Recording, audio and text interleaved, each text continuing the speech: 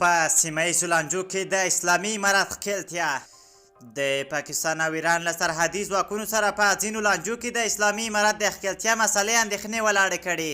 هغه موضوع چې اسلامي امارت تل د هغې د کم اهمیته ښوولو هڅه کړې ده. تازه مورد یې د سپین بولدک چمن ترمنځ د یوه وسلوال لخوا د یوه پاکستاني سرتېري د وژل کېدو او دوو نورو ټپي کولو موضوع وه چې له کبله یې پاکستان د یوې اونۍ لپاره دغه دروازه تړلې وه. دغه پیښه د نومبر میاشتې په 12مه یکشنبې په ورځ شوې وه، خو دروازه تر څه باندې یوه اونۍ وروسته د نومبر په 21مه تر خبرو او جوړجاړي وروسته بیرته پرانیستل شوه.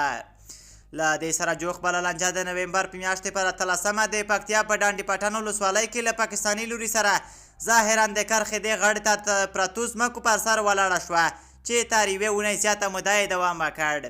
د ازادۍ راډیو د مشال څانګې خبریال وایي دغه شخړه د اسلامي امارت وسلوالو او د دوپریزیو بنګښو ترمنځ شوې چې د پاکستان امنیتي ځواکونه هم پکې داخل وو.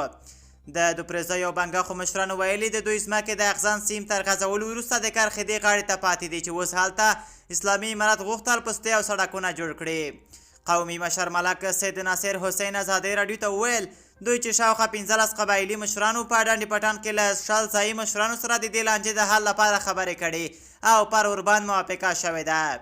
نوموړی وایي د افغانستان مشران د خپل حکومت ته ووایي او د پاکستان نوری د خپل پوځ ته ووایي چې له نورو شخړو لاس واخلي. ډزبندي وشوه، تر شنبې پورې به هغه لرئ چې له دې ځایه تېرېږي، هېڅ ډول بار به پکې نه وي.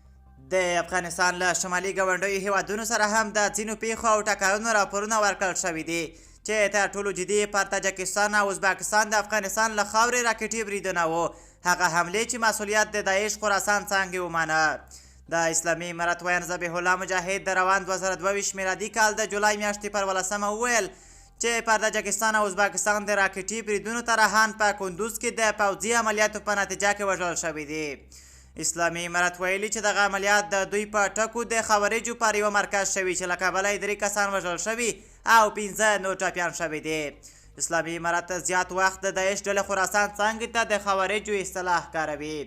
پر تاجکستان راکټي حملې د مې میاشتې پر 9مه شوي چې مسؤلیت یې د داعش خراسان څانګې منلی وه.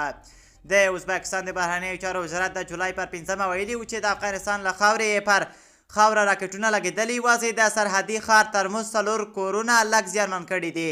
داعش د هغې حملې مسؤلیت هم منلی و.